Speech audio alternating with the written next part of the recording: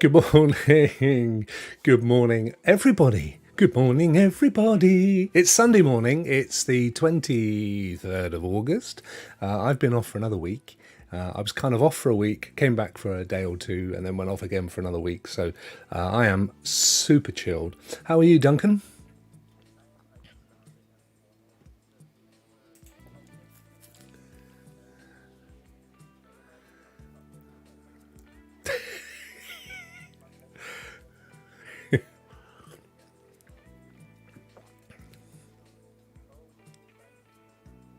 No sound for Duncan. That's not nice, is it? Try again No. now. Say something, my friend. I will say something now. There you go. You're all good. Yeah. So good morning. Good morning to you, chat. We've got Jem, we've got Wolok, we've got Fiber Optic. Thanks for popping in, guys. The idea of the show, Stadia Rocks Live, every Sunday. We do a very, very chilled look at what's been going on in the wonderful world of Stadia over the last few days. It's very much for casual gamers, busy people, and people that are new to Stadia. So let's hope we can give you some insight into things maybe you didn't know about Stadia, and just a relaxed look at what's been happening over the last few days, because it's Sunday and the sun's not shining. I don't know what it's like where you are, Duncan, in your beautiful newly decorated lounge. Yeah, and the sun is thinking about coming out. The sun's going in behind the clouds at the moment, but I do see blue sky as well, so it's not too bad there. That's all good. That's all good. That's what we need. Shall we crack on and have a look at the news? Yes, and there's lots of good news this week, and we've actually got other news we can talk about as well, which is good as well. I just remembered about something, which is that's good news. Man. Well, as they say on all good TV shows, QVT. The latest news from Stadia. So there we go. That was clever, wasn't it? First up, Spiritfarer, now available to buy. I watched Gem's first look at this morning. I do love Gem's. It's just so chill now. When I woke up at, I don't know when it was, 6 o'clock this morning, and I was having a flick through the news, and Gem had posted something. I thought, let's have a watch of this. It looks stunning. It's kind of hand-drawn, almost old-school Japanese cartoon look, I would say. Have you had a look at it at all? I've just seen a load of the trailers. I haven't actually played the game as yet, but it is on my watch list of something I want to play in the coming weeks and months. It just looks like a chill game. You just with the story, but I'm not going to spoil any of it, but because it's you can. We don't do that, do we? We don't spoil do people's that. fun. No, but it looks like something you would just sit down to and play about with, just to switch off to while you're doing. And it's very much I think it's from what I've seen, and I actually do I do intend to buy this because I like the look of it. It's very much a story game in the same kind of mold as what was the recent one about the book? Oh, I've forgotten the name now. Lost Words Beyond the Page. Thank you very much. So it's in that kind of mode. So it's story driven. It's sort of working you through a story, but equally it's got kind of touches of Windbound. You have to build your ship up and explore places and stuff. But it looks nice. It's a nice addition to Stadia, and I think I was saying to you yesterday, what worries me is that it kind of gets overshadowed by the sort of launch of other games this week. So I was glad to see Jem was covering it, and it's certainly something. And I said it was $20. It's not. It's $30. I beg your pardon. So I completely got the price wrong. How much is it for in the UK? Oh, that's a good question. I'll double check now. I would say it'd be about £20 in the UK. Yeah, so I got me dollars, me 15s and things all run the wrong way there. Apologies for that, folks. But it's the good thing is it's priced appropriately anyway. Even $30 is just like it's a mid-range sort of price for a mid. This isn't meant to sound bad. It's a mid-range sort of game. It's £24, £23.99. 24, thank you. Yeah, it would have to have been around there. So Yeah, a little bit more than I thought, but to be fair, it is a brand new title. It's only just recently launched. I think it launched a few days ago on every other platform, so a slight delay for Stadia, but definitely one to check out. And I think this is a future Rokk review. I reckon it's that kind of quality of game, isn't it? Great. Next up, we've got this was a bit of an old controversial week, wasn't it, for PGA 2021? Just a wee bit. We're not going to go into all the controversy of it because I know you don't. We don't really like doing this in this sort of show. We don't want to go into the ins and outs of things. Basically, PGA launched on Stadia day and date with the other platforms. And what happened was there was a major issue with it. People were stuck in loading screens and the game wouldn't load. And what happened was Stadia actually pulled it from the Stadia store for a number of hours until the issue got fixed. That issue seems to have resolved, but there is still some other bugs and stuff in the game which have been seeing. Some features don't work the way they should be. But as we're seeing on Friday, they do seem to be patching it up quite quick. So hopefully all these should resolve. But I think people who have actually got into it after playing it have been enjoying it. So yeah, Good. it has been launched. There is a bit of a controversy with it, but it is up and running now. And it is a major AAA title. It's in terms of the whole, there's a sort of rainbow of sports titles that always go down a treat every year. There's a kind of refresh every year, FIFA, Madden, PGA being another one. So it's great to see it come to the platform. And I know on the bit of a tricky launch, as you rightly said, but overall, I think the people that I've seen reviewing the game that have played it have been absolutely in love with it. I think it's a great refresh. Yeah. What I will say as well, I know this may not be your cup of tea, as Rock's drinking his cup of tea or coffee. It's coffee.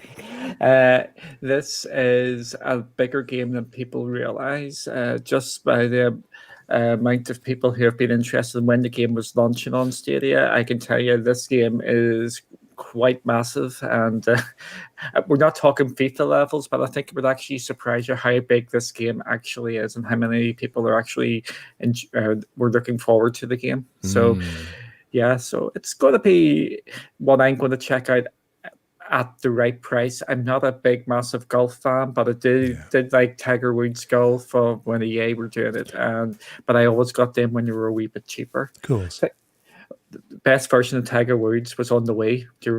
Did you ever play Tiger Woods in the Wii? I think we've got Wii Golf, but I don't think there was a tiger in it. Yeah, playing golf on the Wii was absolutely brilliant. So it was one of my favorite things there. A few broken televisions, I think, from the old swing. Yeah. But yeah, it's good. It came day and date, and it is a big title. Even though if golf isn't your thing, this is a pretty big title. No, you're right, and golf isn't my thing. Although I do like the old crazy golf with the family. I know it's not quite the same, but out of all the sports that I've ever physically, literally played, I've enjoyed golf, but not as often as I'd like. And it's definitely so. Therefore, on the sports side of things, it's definitely a game that I think I would check out. But I'm the same as you. I would want it to drop in price. So my guess is, because it's new, it's a very well supported game. I doubt we're going to see a price drop for some months. So it's maybe one for the spring next year for me. Yeah, it is. It's same as me. It's going to be there at some stage. And again, as you have alluded to, sports games are very, very important to the platform. And now we know we're going to have 3 or 4 of them. I forget about basketball. So we've got basketball, we've got golf. We're going to have your denomination of football, either American football or worldwide football in FIFA. So Stadia is getting the sports games, which is very, very important for the platform going forward. Yeah, it's great to see. And Dazzadini's played it. Dazzadini says the editor section is huge and you can create a crazy golf if you want to. Well, I would. If I could just have the crazy golf bit and pay a quarter of the price, Daz, I'd be in, mate. I'd be in like Flynn. But that is worth knowing. I'll come to you for video review. I'm sure you're going to be doing one soon. That'll be excellent. Right, next up on the old news, we have big one this week, Baldur's Gate 3, which is, I know from the perspective of Cloudy, your news website's one of the bigger, most sought after news stories. We learned this week in one of their live, I forget what they call it now, but they had a live review, that it's coming for early access to Stadia and PC on the 30th of September. What is it? What is early access, Duncan? What does that mean? Early access means you're not getting the fully finished game. It's going to be a work in progress. So that has its benefits and it has its negatives. The game is not fully complete, but you can get into the game and actually go in and sort of help and shape the game going forward. So that should, if you're a big Baldur's Gate fan or you just want a new game on the platform to play, Baldur's Gate's going to be there. And from the look of things, it's actually quite substantial, this first update or the first release into early access. With early access, you will have bugs, you will have issues in it. So if you're looking at fully polished, experienced, avoid at all costs. We're not talking about like the bugs you would have like in PGA where they're quickly sort of ratified because it was something, probably it's something a wee bit stupid. We're talking bugs which could be in the game for weeks, if not months, as the game develops, and there could be game breaking, so you won't be able to do stuff, and you may lose game saves and everything like this. Early access is great because you can shape the game going forward, but you just need to be prepared that it is early access, as it's called, and there's just going to be no mountain, or you can't actually say how many issues you're going to have. And do you pay for early access? And is it the same price as the final game, or is it reduced, or is it free? Usually, you do have to pay for early access, so you will have to pay for it, but usually it's at a cheaper sort of price. So instead of it being like 40, 50 pound, you might get it for 20, 30 as they're developing. Okay. So that's what normally happens in early access. With Baldur's Gate, I wouldn't be 100% sure how they would go, because what they're apparently giving you with the game is actually quite substantial. I would not be surprised if it's a full price game for early access in Baldur's Gate's case. So you pay full price, but then when the full game is released, you don't pay for the full game. You just essentially migrate up or get it patched or however it works. Exactly. So when you buy up in early access, you do eventually get the full game when it comes out. So you're paying early to get into playing it early, with all the lack of content or not as much content, all the issues. But if you find something, you could actually talk to the devs and say, I think this would be better. They might actually implement that into the game as well. So that's another positive of early access. Excellent. Well, and I was, because again, it looks amazing. It does look really, really good. And I know it has a massive following, particularly if you're interested in Dungeons and Dragons and the whole kind of multi-sided dice thing. That's just something I've personally never got into. So I'm quite keen to give it a go. My only fear is whether I should really wait for the full release if I'm likely to be turned off by coming up against bugs or issues in the game. Yeah, if you are worried about any of them sort of things, it's better not picking the game up. The person you had up on a highlighted the comment makes a really good point. The reason I'm actually excited about Baldur's Gate 3 isn't the game itself. It's actually because it's the first game which Stadia is not an afterthought in the game. It is actually being developed with Stadia in mind, and you're going to be implementing a lot of these features in Stadia. Like crowd choice is being implemented into that. Just think about that. It is going to be mental for that game because there are so many choices in it. It's basically what's going to happen is you're going to pick up loot. You're going to have dialogue choices, and that could have a major effect onto the game. They actually said that during the talk, that they recommend people actually go evil because there's so many different ways to. You might, if you be good, you miss out on things. If you be completely evil, you miss out on things. This game is fast, and people who stream this game going forward, the audience is going to decide for them if they implement it, which is just it's just mad. Do you think those features will be at the point of early access, Duncan, or do you think they'll come at the full release stage? They've been very mum about that. They haven't said one way or the other. I would hope they would be, if not there at launch, they would be there pretty soon, because I think they would probably want to test it, because there's going to be so many ramifications of that going forward, because all the choices down the line. Yeah. So I'm hoping that they're going to put it in reasonably early. And again, we know we're getting some of these Stadia features are launching in September, with crowd play coming in September, with Death by Chocolate and hopefully Bomberman as well. Excellent. Well, that's one to look forward to. We don't have any indication at all on when the final release will be released. No, and again, the 30th of September is not guaranteed. They're pretty hopeful about the 30th of September, but they are not 100% guaranteeing it. As we can see on the video, for those listening on the podcast, it literally said at the end of that video, early access August, maybe. Well, it wasn't. Yeah, exactly. And that's it. And that's the same for the next one as well. They're hoping it's going to be end of September, but they're not 100% guaranteeing it. At least they're honest. That's it's important, I think. Always be honest. So the final piece of news, unless you've got anything that you want to bring to the table, is that Doom, the 2016 edition, so that was the original reboot, 4 years ago now, shadow dropped on Stadia, which is a term that literally means it just appeared. Nobody knew it was coming.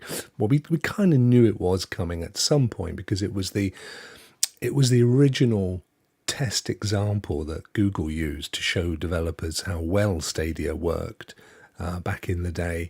So we kind of guessed it would appear at some point, but it did arrive, and it arrived this week, and everybody that that's picked it up says it's amazing. Have you picked it up, Duncan? I have not picked it up as yet, but I will be picking it up, because it sounds really bad. The game is out there at £15, which is a really good price, or £15, $20, and it is really, really. It's a good price. My worry for when that game launched, it was going to come in at some ridiculous number, like £30-40, because the game is actually quite old and you can pick it up quite cheaply. The price point I think is absolutely fine for that. But I will be picking it up. It's just when I'm picking it up. It's just so many games coming at this moment in time. Dare I say it, this might be a pro game in the not too distant future. Yeah, unfortunately, I don't want to say that all the time, but a lot of games which are coming to the platform, we're getting conditioned into thinking that's going to be a pro game. That's going to be a pro game. With the ones this week, the one game I know will be a pro game for the foreseeable future is PGA. All the other titles have got fair game. Are fair game for it. Yeah. But yeah, it's. I will be picking this up at some stage, but it's going to be good. And with the shadow drop, I was completely stunned by this drop. And it was what was it? It was what's Tuesday or Wednesday or Tuesday? August 18th. So 5 days ago. Yeah, just out from nowhere at a random time. It wasn't like the 5 o'clock time, 12 o'clock Eastern, what we're sort of used to, where games this dropped at 3 o'clock in the afternoon, our time. It was just completely out there when it dropped. Yeah, no, it's good. It's very good. Right, so that is it for the news. Unless you've got anything that you wanted to report, Duncan. I just want to give 2 wee news articles. We had we'll go for the good news to start off with. We've got a game coming next week in Windbound, and with that, we also know that if you buy it. within the first couple of weeks, you actually get the pre-order bonuses, which are on the other platforms. So if you pick up one buy nice and early, you get the pre-order stuff that's in that article there. Yes. Yeah, I saw that one. So yeah, it's pretty good that they've actually clarified that is going to happen. So yeah, that was nice, wasn't it? Because I think there was a little bit of controversy. I mean, one of the issues currently, which will probably be resolved in the future, is that you can't pre-order on Stadia. So a lot of the bonuses and benefits that other platforms offer for you to put your money down before the game's released for obvious commercial cash flow reasons, we kind of miss out on. Although having said that, and this is a good example, there have been other examples where the benefits of pre-ordering have been made available to people that have bought it on Stadia anyway, because we can't. It's kind of a reward for picking it up in the first place. So we don't always lose out. But as you said, in this case, it literally meant that you don't have the screen of what it was, but we get some cosmetic stuff. It usually is. It very rarely is anything that's going to substantially change the game for your purchase. But we all get it. We get it. I think the criteria was that you have to buy the game within 2 weeks of it appearing on Stadia, and then you get the free stuff. Yep. Had other games, like you said, have done the exact same, where you actually just have to pick it up in the first couple of weeks to get the pre-order bonuses. It's pre-order is technically on Stadia because we've got it with Destiny 2. With the new expansion. Good point. Thank you for correcting me. You're right. There is that instance. That is the only one, though, isn't it? That is the only one, which I find a bit slightly strange when we've got other games which really want to take part of it. We've got Windbound wants to take part. I'm telling you now, the Avengers, which is coming out in 2 weeks, we want to take part in that. Basically, any big game would want a pre-order system. So I'm hoping we'll see more of this going forward. Yeah, I think I joked about this in the week to you offline, but I just have this vision of one fella who turns up, a little bit of a fag in the corner of his mouth. Clive would do this better than me. And it's his job just to slap this stuff on the site. And he gets up a bit late. He's, I'm too late to put PJ up. I'll put it up in a couple of hours, have a cup of tea. Have a cup of tea first and a fag. And I'll put it up. And they're going, George, could you put up a pre-build? Could you put up the pre-order for Win? No, mate, ain't got time for that. I ain't got no time for that, mate. Got to manage all my other sites. Cup of tea, fag. I think it's that kind of thing that's going on. I just have visions of one or two people managing this entire platform. That's edging into the PGA sort of controversy. Sorry. I was having a little chuckle there first. Yes, I know. A little chuckle. I'm hoping that, just to break this out a bit more, that we do get it at the same time as other platforms as well. And it's not just a wee guy smoking his cigarette there, having to push the button, because it is sort of important for me, because I'm... for the Avengers coming up in 2 weeks, I'm actually thinking of taking the day off to actually play that game. And if I don't know if it's coming on Stadia until 5 o'clock, it would feel like a wasted day. And I know other people would tend to do that. It's more just to get it out there. So I would know, don't take the day off. It's coming at 5 o'clock. Duncan, little tip. 5 o'clock, mate. Just take it as being 5 o'clock, and you will not be disappointed if it comes out at midnight, because you'll have it at 5 o'clock when you get home for your tea. You'll have your beans on toast and jump on, play a bit of Rokks. It'll all be good for you, mate. Yes, I know. But that's the thing. If I knew 100% it was going to be 5 o'clock, it would be absolutely brilliant. We just need a bit more clarity. Has anyone done an analysis of the typical launch times? I think it's like 2/3 of the time it's been the 5 o'clock. Well, when we say 5 o'clock, we're talking British summertime, BST, aren't we? Yeah, I just say UK other time. times vary.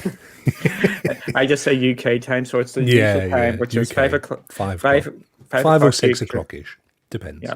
Yeah. 5 o'clock UK, 12 o'clock Eastern, which is 9 o'clock Pacific time. See, the issue they sort of have with this is because Doom Eternal came out the same as other platforms, the midnight launch.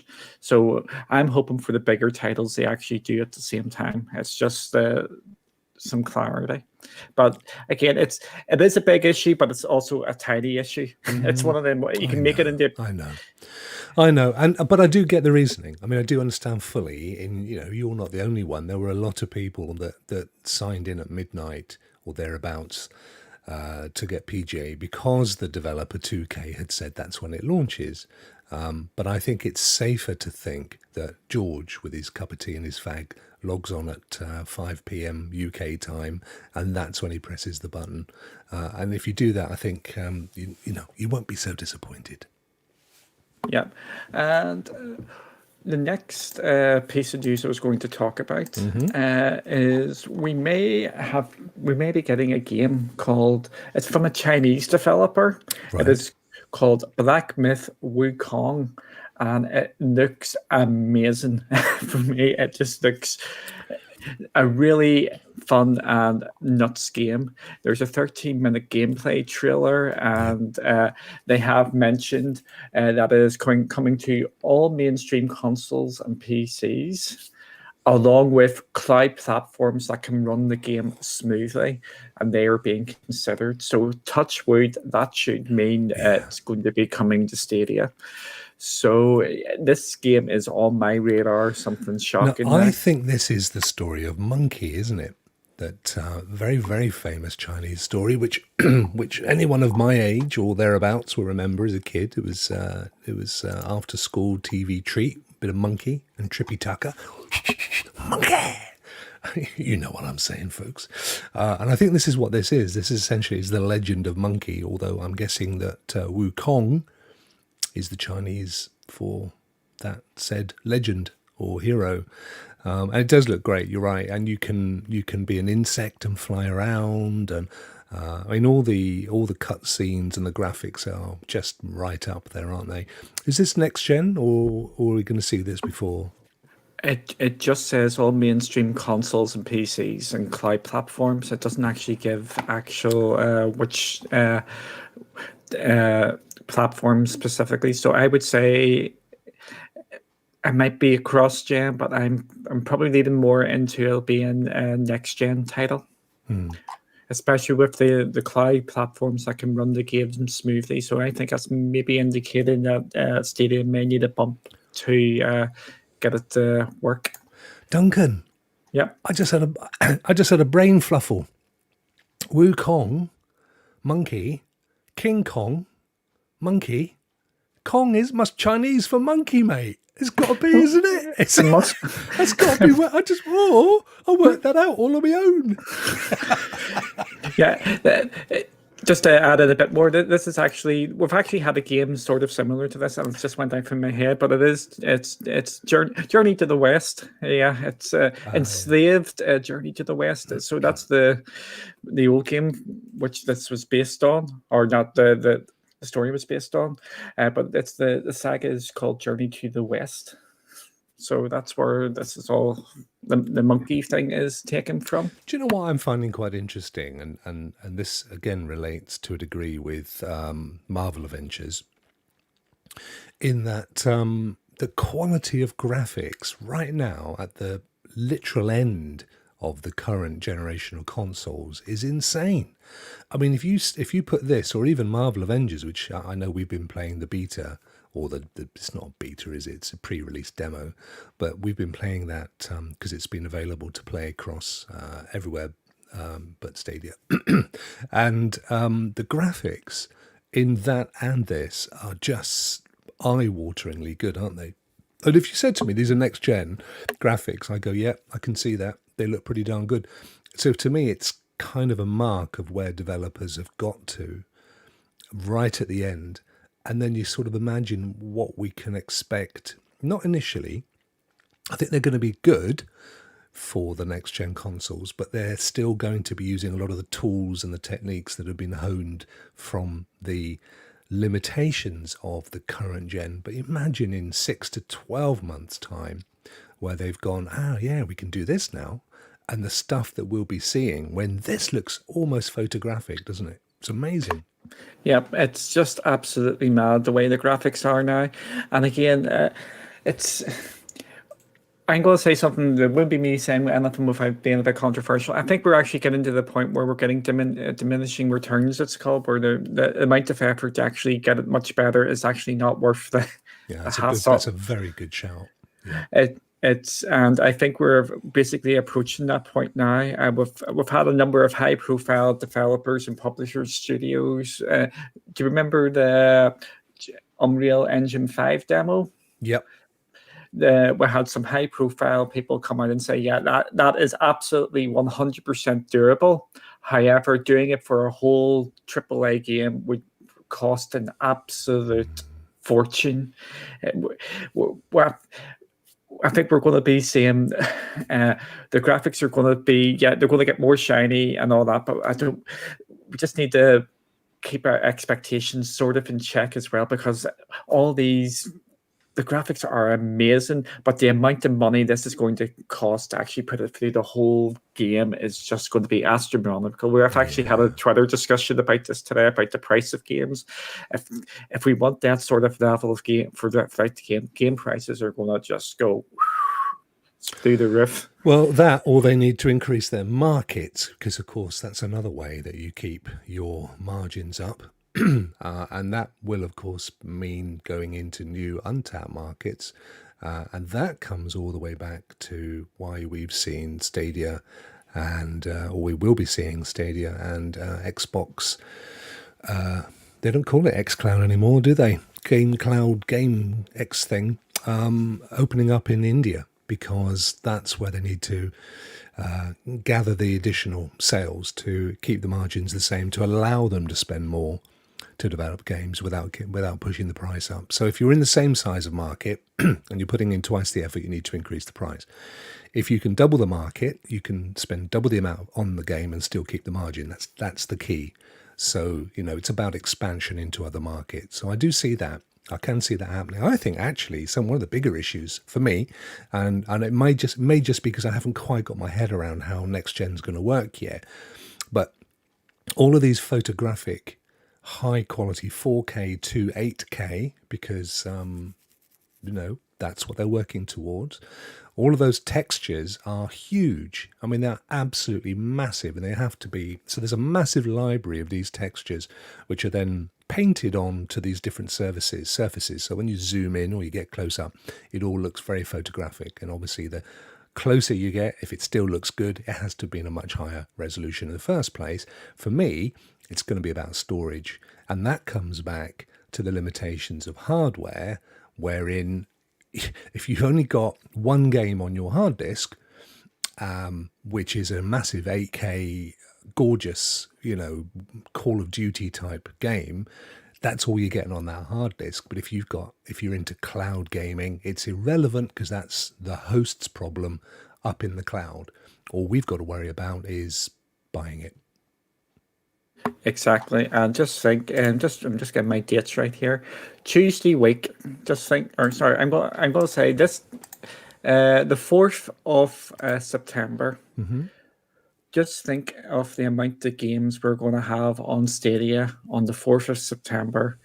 We've got Windbound coming next week. We've got Hitman. We've got Hello Neighbor. We've got Marvel's Avengers. There's the basketball game NBA 2K21 are all coming in that first week or so. Wow. Yeah, and with the hard drive space, we don't have to worry about that. If we pick all of them up, a couple of them are going to be pro games, we can just sit and play them.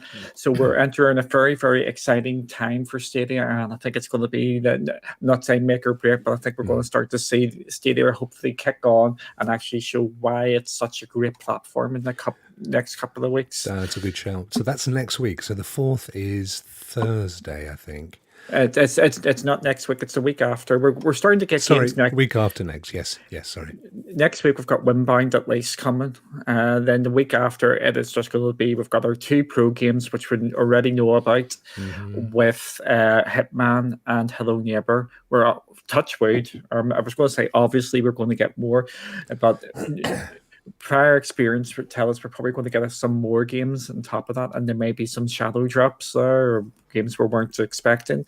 We're just it's going to be so great in the next couple of weeks. And don't forget as well, just a small caveat, it's always worth pointing it out when we see these developer videos.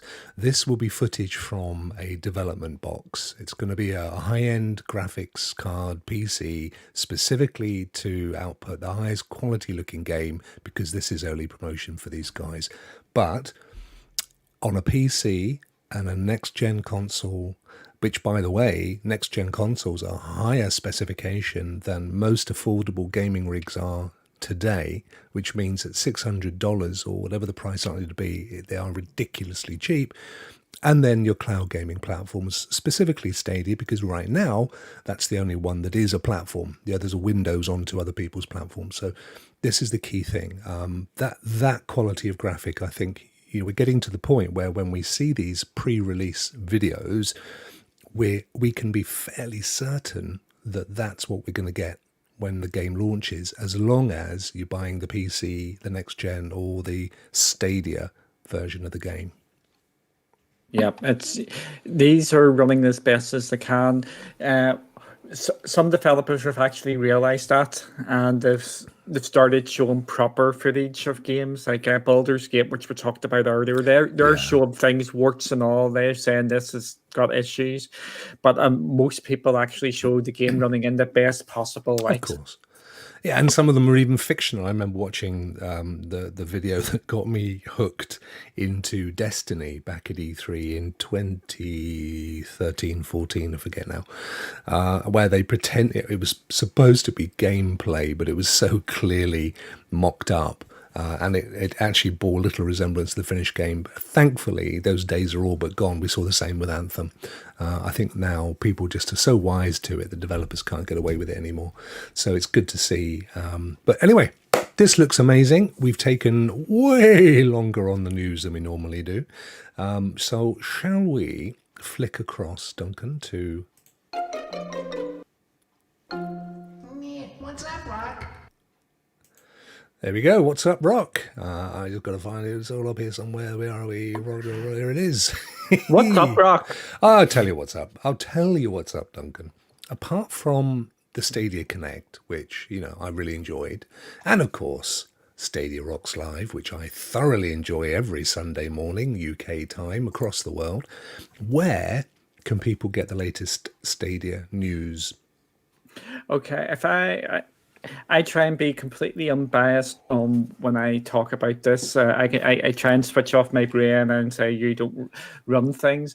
The best place I would recommend people to get their Stadia news, if they want completely official news, is if they go to Stadia Reddit on a Tuesday and a Thursday, because that's the easiest place to remember, because Stadia actually posts up a lot of different places. But on a Tuesday and a Thursday, the official Stadia Reddit, they put up a post saying this is what's happening in Stadia. Here's some interviews. Here's what games we're launching. So if you go to there, and they link it out to the Stadia community blog, and there are other places. There's so many they link to. It's actually unreal. They also, next week, they will be actually doing a Stadia save point, which is a recap of what's happened the whole month. So they'll go, this is the features we've added, this is the games which have come, this is some things to look forward to, this is our announcements. So that will be coming next week, and that will probably be on the Thursday or the Friday. So if you're going for, I just want the news in a bite-sized sort of form, and I just want completely official sort of links and everything like that, go to the Stadia Reddit on a Tuesday and a Thursday. And I have to say, that was always my source of info, par favorite. before I got involved in creating content, before I got involved with the community on Twitter, and it's worth stating that they don't have a lot of patience. So if you want to go on and ask questions that might be a little bit hackneyed, then be prepared to be shot at. But certainly in terms of breaking stuff and new discoveries, and the fact that even Google themselves interact on there as well, it's certainly worth bookmarking that one on your browser. Yep, exactly. It's if you just want 100% official and you don't mind waiting for the breaking news, go to the Reddit on a Tuesday or on a Thursday. Keep a regular every so often. You can check in because it isn't just Tuesday and Thursdays, but Tuesdays and Thursdays are their regular times they post information. If you're looking more regular sort of content, there's a number of websites, including myself at Cloudy. There's also Stadia source as well. They're purely focused on Stadia news. So, which if you're just a purely Stadia gamer, that is a really good place to go because they they're straight at Stadia news. Us at Cloudy, we actually look at a more broader church. We look into GeForce Now and Shadow and PlayStation and Xbox, so everything under the sun there with cloud gaming. So I would recommend Stadia Source for just purely Stadia news, and ourselves if you want the whole church Stadia and everything else. And don't they have a community blog as well? Who? Why Stadia, of course. Oh, yeah, it's Stadia. Oh, yeah, Stadia. As opposed to Stadia Source. Yes, Stadia have the community blog. That's what they link to in the Reddit. So I probably should have made that a bit clearer. Yeah, they do the community blog, which then updates on the Tuesday and Thursday and some places in between. The reason I say to go to Reddit is because they use the community blog, and you also use Google blogs for other things as well. It's a bit of a minefield. They've got so many different places where they post information. There's also their own Discord. So they have an official Stadia Discord. It does tend to be a kind of repository for their tweets, their community stuff, their launch stuff. But there is some good conversations that take place as well, largely with community members. You don't see a huge amount of interaction from Stadia themselves, but that's another good source of info. Yes, it is. Stadia do have a presence there. Grace and Chris are in Discord, and occasionally they do sit and chat to people. The Discord, you can ask them questions there, and they will try and give you some answers. So it is worth checking out the Discord if you want some maybe more immediate responses. And of course, YouTube has a ton of Stadia. Well, I say a ton. There's a few of us. Dedicated Stadia creators. There are some that also cover other areas, some that do a lot of game streaming, which I know is quite important for a lot of people, just to get a feel for whether they want to buy a game or not. Some that just do talks, roundtable talks, discussion stuff. Obviously, we do a little bit of that ourselves. And then some that are purely news and pop up on that basis. So definitely hunt down on YouTube. There are some pure podcasts as well. That's how Stadia Rokk started, as a podcast. So, and of course, this show is a podcast. So that if you're listening on podcast, don't forget we're also available on YouTube as well under the same title. If you want to see our ugly faces and a few screens from games and things, you're more than welcome. And your favourite social media channels, they all have them. There are some very large, actually, Facebook groups dedicated to Stadia. So they're worth checking out. I think last time I counted, there were at least a dozen, and some of them are well up in the nearly 1,000 members. So have a look at those. I don't think there's an official Facebook group from Stadia, though. No, there's no official Facebook group for Stadia, but there's the official Stadia page which you can like, and they do. If you've got questions, they do actually respond to the questions on the Facebook page as well. Mm-hmm. And of course, Twitter, LinkedIn, all of those places have. There's a very vibrant, I would say, very vibrant Stadia community on Twitter.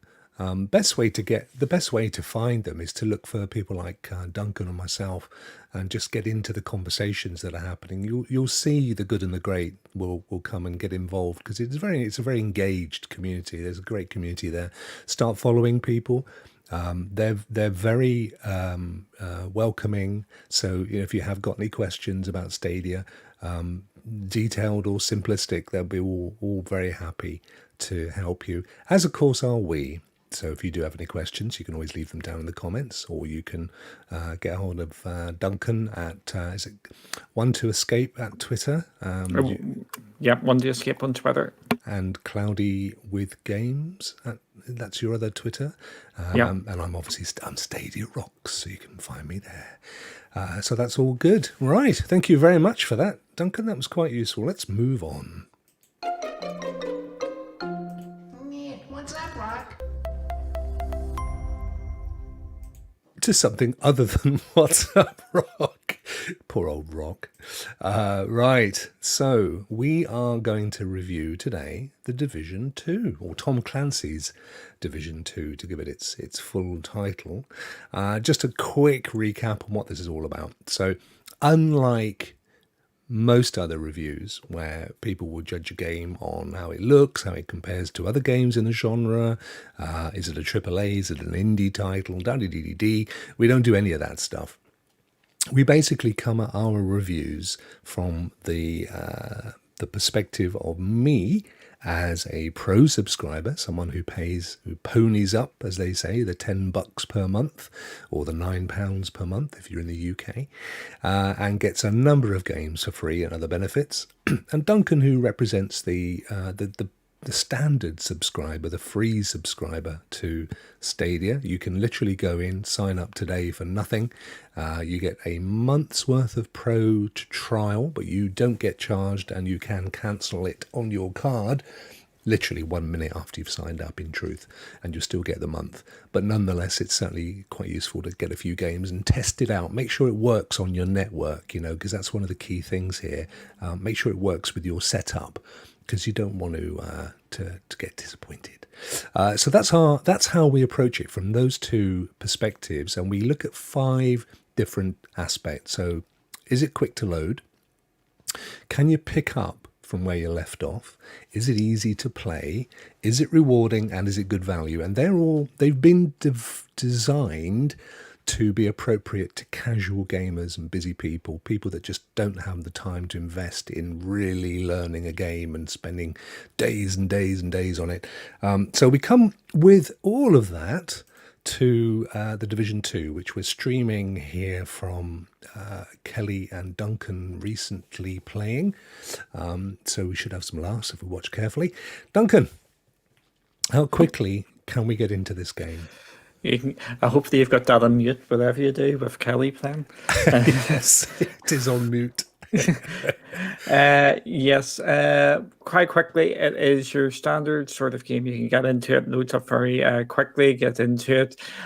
With this, to actually get into the gameplay, it might just take a wee bit longer, because you load into like a hub area, then you need to go out to where you're going to go and do your missions and whatnot. So from how quickly you can get in the game, I'm just giving it an average for the iPhone 10, or the iPhone 10 for the iPhone 5.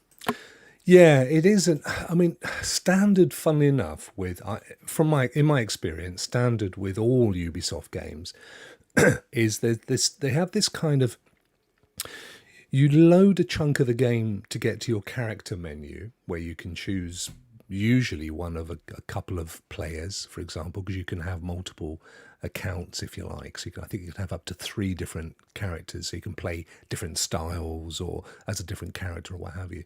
So they kind of have a preload that gets you to that point.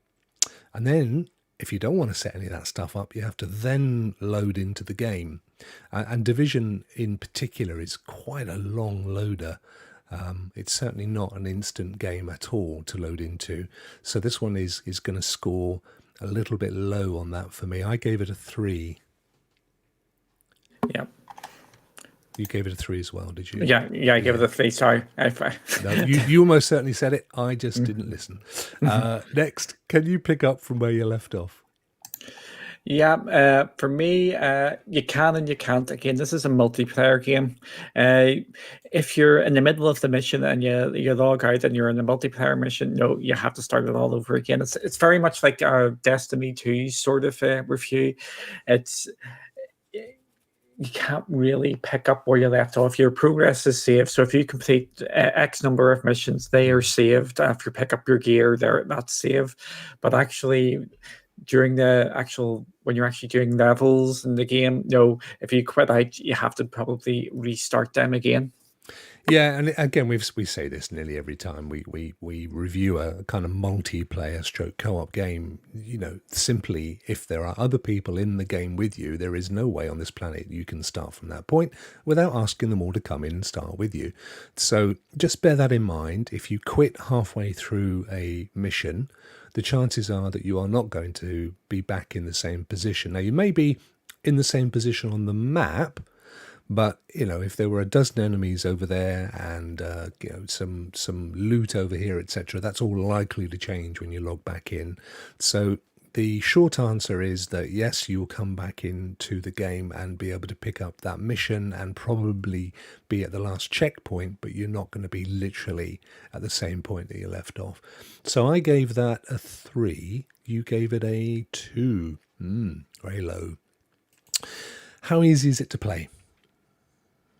Okay, for me, it is quite confusing. Again, we're taking this from the casual gaming market. The first mission is absolutely fine. It's nice and linear, but like all open world sort of games, as soon as you get out from the first level or so, or the first couple of missions, the world is your oyster, and it can be a bit confusing on what you have to do. Basically, you just go around here and you can take it nice and simple. You can just run about all the different places, bang, bang, bang, just shoot people as you go, but actually working out what missions to do and all the different activities you can do in the game can get a bit overwhelming for people, because I have been playing with some casual people and they're going, I haven't a Scooby-Doo what to do here. I'm just totally confused. So I think it needs a slightly better tutorial system just to explain what you need to do. But after you've picked it up, it is pretty easy to know what you're meant to be doing next. But there is, I think it's a quite steep learning curve for it. Yeah, and I actually played Division 2 when it launched initially on PlayStation and went all the way to the end game and got all the way to the first raid. I haven't actually achieved the same level on Stadia. I've only got about halfway through, funnily enough.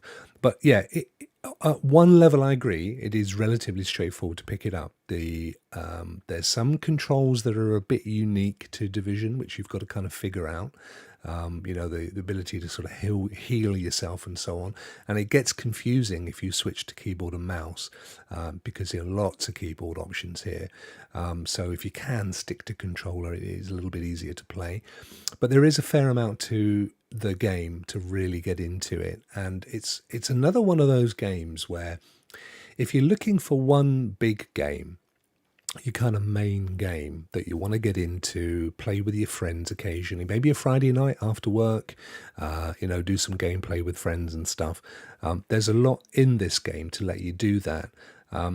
But just picking it up, and to be fair, just picking it up and going, as you rightly said, going in, shooting a few people, following the kind of, in the early part of the game, you sort of build your progress across the map. You liberate certain areas, and kind of get rid of the enemies, and then you go up a few levels and stuff. So it kind of does have all that going on, but it is at the same time kind of multi-layered. And if you want to keep going with this game, it can get quite complex. So what did you give it on the old easy to play? You gave it 2, another low one for you. I gave it a 3, so only marginally higher. Would you say it was a rewarding game to play? Yes, I would say it's a rewarding game to play. It's again, as you play further, you get all your gear. You're trying to always improve yourself. You've got challenges. You've got your raids to go for. There's always something to do, and always something to aspire to get better. So yeah, I think it's rewarding. The challenge is at the right sort of level. It's not too hard where it's completely insane. It's I think it's a nice balance of a game.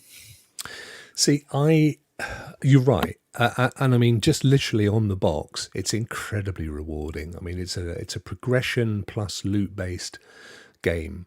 You know, everywhere you go, you're picking up loot, you're getting new weapon progression, you're getting new armor progression.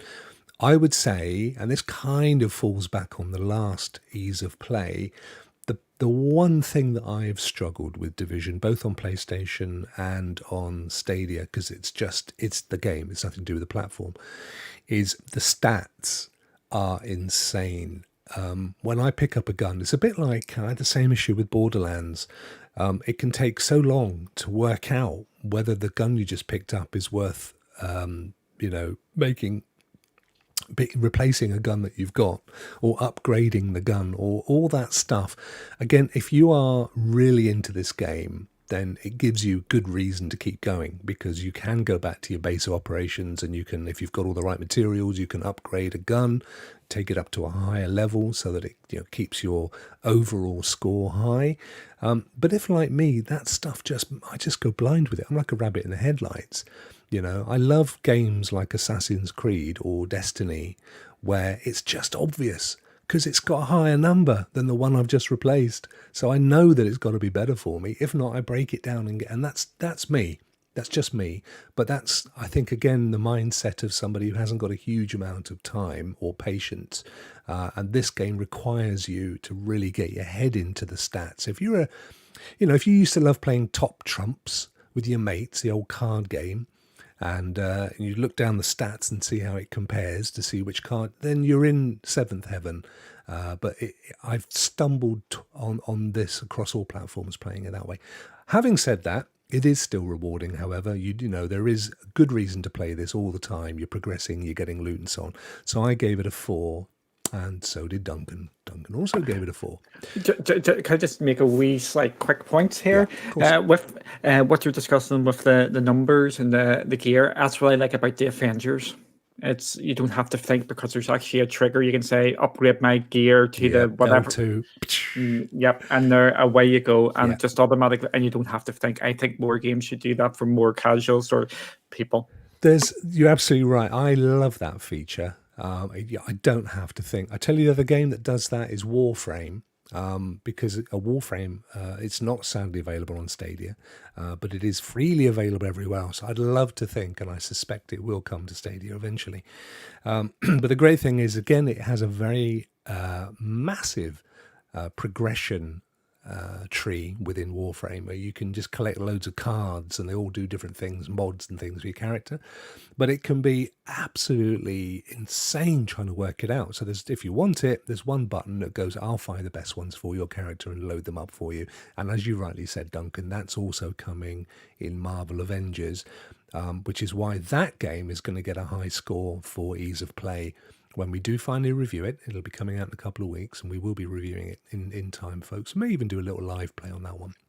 But this doesn't have it, so if that's your thing, and you love stats, and you love to manually go through and, optimize and organize and orderly, you'll love it. I didn't. So I still gave it a high 4 for rewarding. Duncan gave it a 4 as well. Moving on to the next one, the final one. Is it value for money, Duncan? Okay, I'm going to be in the middle about this. I'm going to tell my score. It's a 3 to start off with. If you get into this game, you're going to spend hours upon hours upon hours into it, and that would be a 5. If you're not, you're going to hate it, but that's the same for most games. The reason why I'm putting it actually in the middle is because you can get this game on sale a lot on Stadia, even as a pro member or as a standard member, and the deals are actually lower the price quite substantially, even just to get into the game, just the base version, because there's actually an expansion you can buy as well. Yeah.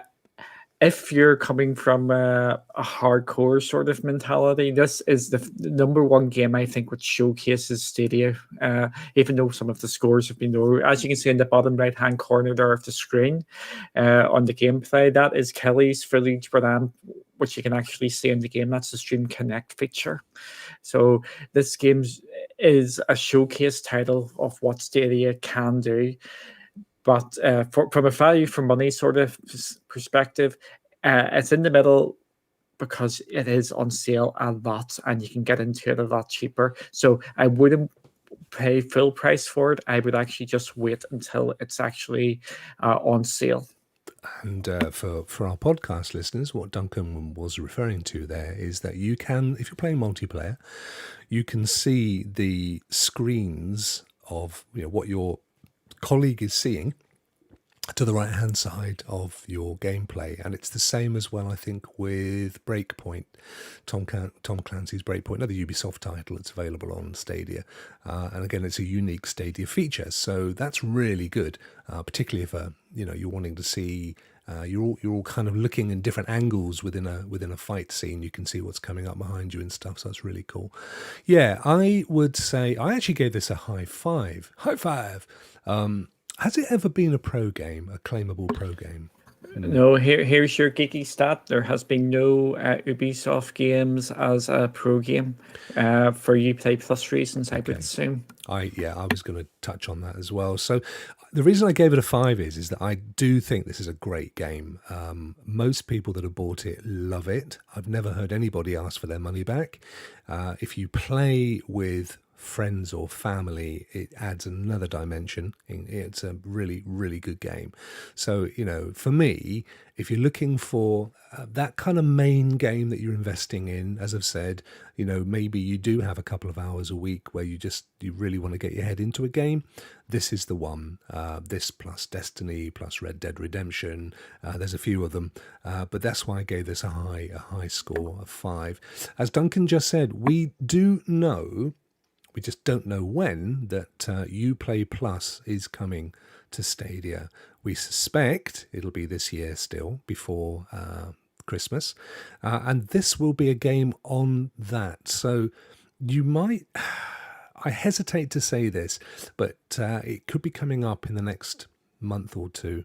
So, if you're not currently in the market for a big game, maybe you just want to hang back and look and see what the deals are going to be with Uplay Plus, because it will be a game that will be part of the Uplay Plus subscription.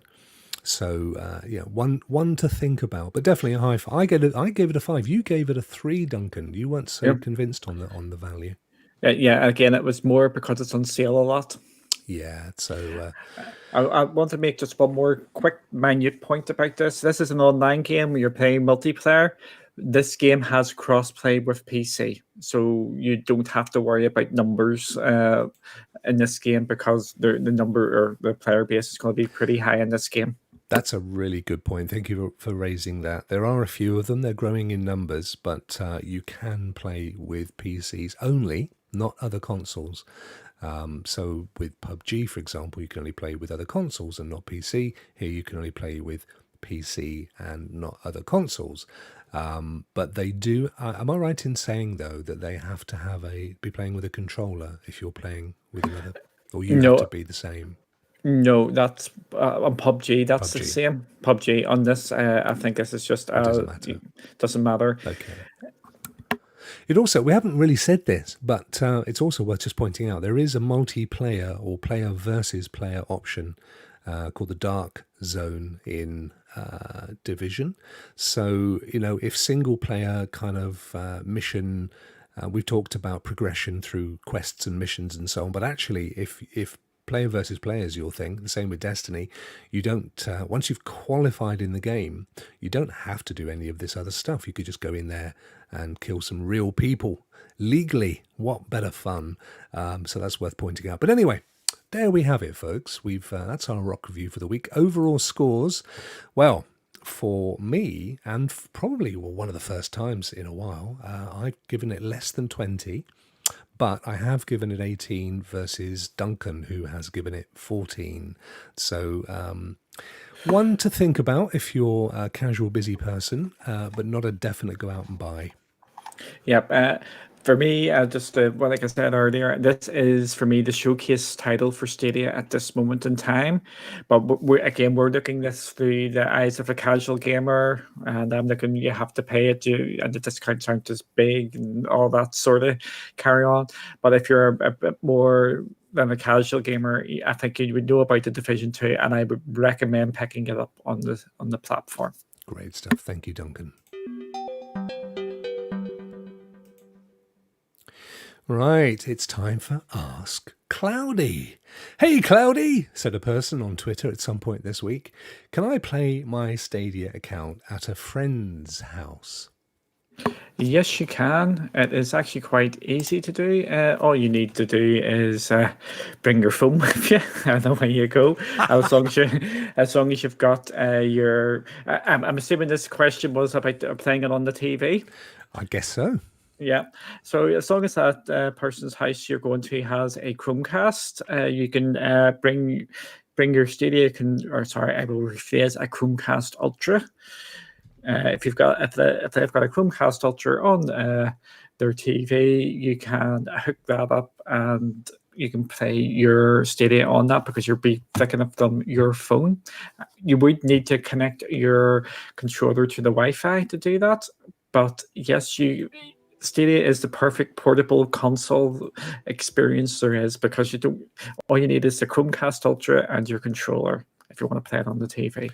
So literally, if you've got a Chromecast Ultra, or if your friend has a PC and you remembered your Google login details, because you're going to need the login details for the Gmail account that you used to set the account up, or you just happen to have your phone with you, pretty much, yes, is the answer, isn't it? Because it's as mobile as you want it to be, really. Yep, and I've already seen some of these cases about there just to show you how portable it is, because the cases are just literally the size of the controller, and that includes your Chromecast Ultra to bring about. So you can literally bring your Stadia with you with something real. My case isn't actually here. With a really, really small case, you don't have to lug about anything major like a Xbox or anything like that. As long as they've got a decent Wi-Fi connection, you're rocking. You can bring your Stadia anywhere with you. I'm Rokk. Yep. It's worth pointing out, though, that you will need, if you take your controller with you, you will need to set it up on the new Wi-Fi, which is a bit of a faff. You basically have to go, you have to turn it on, hold down the button until it flashes orange, go to your Stadia app, click on the little controller in the top. It goes, oh, I found a controller. Yeah, that's the one. Yeah. And then it says, which Wi-Fi network? Yeah, that one. Then you have to enter the password, and then it goes, okay. Then it programs it in, and finally it's ready. So there's a little bit of setting up to do, to be fair. Unless, of course, as we've said, you just ping it onto a PC. And, of course, you don't even need your Chromecast Ultra. As long as they have a Chromecast Ultra that is one of the newer ones and has been at least updated to run Google Stadia, you're pretty much good to go. So there's a little bit of techno faff if you're talking around the TV side of things. Although we are waiting to hear about a new Chromecast from Google, aren't we? Which has been kind of codenamed Sabrina. And we have very little. We know that it will almost certainly come with Stadia built in from day one.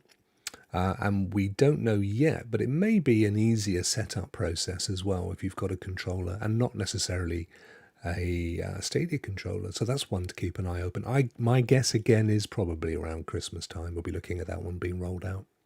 Yep, and we're also seeing that Android TV is showing signs of life as well, so that would make it even easier because all you would need is a controller. It wouldn't even need your Stadia controller then to get hooked up to it. Just a Bluetooth controller. Yeah. Yeah. So can you cast, if you've got you're running Stadia on your phone, can you flick up the old thing and cast it to a TV that way? Yes, but it has to be in the same Wi-Fi Hmm. network. You mean actual casted up? Yeah, from your phone. Yeah, and then you use a Bluetooth controller through your phone. Is Yeah, that? maybe that's I, I hadn't thought of that, but yeah, that could be a thing. Not at the moment, but you can just cast it onto as long as you're on the same Wi-Fi network. But you'd need a Chromecast at the other Ultra. Ultra Yeah, yeah. anyway, so you may as well just use your app We- and Google Yeah, that's. Home and I was just trying to work out everything yeah, there. yeah, So, yeah. yeah, It's a bit of an old faff, isn't it? Really? I'm hoping things do make Yeah. the pairing up of the controllers is a complete another pain at times. As you've said, I think they need to somehow get that process a lot easier. Yeah, I mean, I've said this before, but I would love to see the whole process made so much simpler in terms of setting up your Wi-Fi network, your controllers, even doing, even a little tool that goes off ahead of you and has a look at your network and says, oh, I see you're running an Asus whatever router, and here's the settings because I've got I've got a pre-packer template over here, and I'll just do that for you and set that up or advise you what you need. All that stuff they could so easily do and make life so much simpler for people who, because we know if you don't have your router set up, your experience isn't going to be great. You're going to blame Stadia. You're going to badmouth it to your mates. They've lost 5 sales straight off the bat. Whereas if they'd have just said, oh, we see that you've not got XYZ set up on your router, we'd strongly advise you do that because, it's good. And then off it would go. So yeah, I'd like to see that happen. I'd like to see the process of. I understand the thing with controllers, as we know, it has to go directly through the Stadia controller. Goes directly through. We talked about this last week. Wi-Fi to reduce latency, which again expands and increases and makes the whole experience a little bit faster, and a little bit slicker. But I'd like to think over time they'll improve the user experience, as we call it. Great stuff, Duncan. I think that'll do for Cloudy. Just to remind folks, the reason we asked Cloudy is because Duncan is here representing his amazing website, cloudywithachanceofgames.com. We also, it's worth pointing out, use. Let's have a look. Stand up, mate. Let's have a look. That's a beautiful logo. Where'd you get that done? You're muted, but that's all. No, some agent did it for me, but I can't stand up. There was a slight typo on the thing that came out, so they can have the wee logo. If there was ever to be a typo on a T-shirt, it would be yours. Yeah, that would be. It would absolutely be yours. There are things, mate, that you excel at. Running marathons, managing teams, coming up with amazing ideas for news and stuff. But let's be honest, English is not your foremost skill, is it? Let's be frank here. Yeah, I'm running a website as well, which that's always useful. But we use Cloudy with a Chance of Games for all of our news content. So please do pop along to cloudywithachanceofgames.com and also Cloudy with Games at Twitter. And of course, you also have, at this moment in time, a not overly stocked YouTube channel, but I know that's all down the road. There'll be more content, and you'll be doing some roundtable stuff and what have you as well, won't you? Yep, that's one thing I'm looking to really start pushing out as well. We've got an amazing team now, and I'm looking to increase the YouTube content going forward. Yeah, it's great to see it. Was it last Sunday or the Sunday before where we talked about, or it may even have been, to be fair, Rock Around the Clock on a Wednesday. They all blur into one for me. But we put out a kind of an all points bulletin, for people to jump in and help you. And lo and behold, what are you showing now? Your breasts? What's going on? Cloudy with a Chance of Gaming, lowercase g. Well, it's just not clever, mate, is it? Not clever. And thankfully we had, he's muted, say whatever you want now, folks, a ton of people jump in, and you've now got how many people working? I've lost count, actually. I've got it grows on a daily basis, genuinely. Yeah, and if anybody wants to, I like diversity of thought and everything here. It's there's people in Cloudy, I don't agree with maybe their opinions, but that's exactly Me? what I want. Yes, you. But that's what you want, because that actually strengthens people's arguments one way or the other. That is, I want a complete diversity of everything. It's great stuff. And so, once again, if you just fancy getting an opinion in print or doing some game reviews, there's a big space at the moment for doing loads of, as I've said, video content. Get in touch with Duncan and join the club. It's growing all the time. Rokks, who is in the chat, hi mate. He was, I think, number one sign up, which was brilliant. That came from that conversation. And just literally a couple of days ago, Stadia Revolution joined the team, which is amazing. So he's already written a really interesting article, and I know there'll be loads more to come.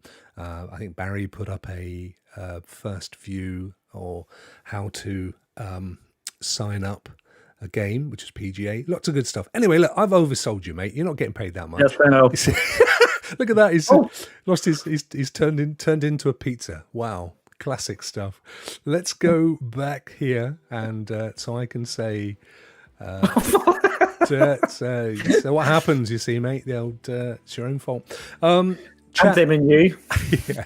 Thank you so much for joining us today. We had a great turnout in chat, as always. And we always say this, it's early doors here. It's, what is it now? 11:15 on a Sunday morning here in UK land. Our American friends are just thinking about waking up. So if you're watching the show later, thank you very much for watching later. It's really, really kind of you. As I mentioned, this is also available on podcast on all your favorite podcast channels. So your Spotify's and your iTunes and so on. You can pick it up there. And we also chop it up into little bits and release it through the week. So if you just fancy picking up Rokk Review or latest news, look out for those as well. But I do hope you have a fantastic week. Duncan, I hope you have a fantastic week, my friend. I look forward to some more Stadia revelations and news, which we can report on next Sunday. You've been watching Rokk and Duncan. I'm going to say Rokk out, and you're going to say... Goodbye, Duncan. Goodbye, Duncan works for me. Take care, folks. Have a fantastic week.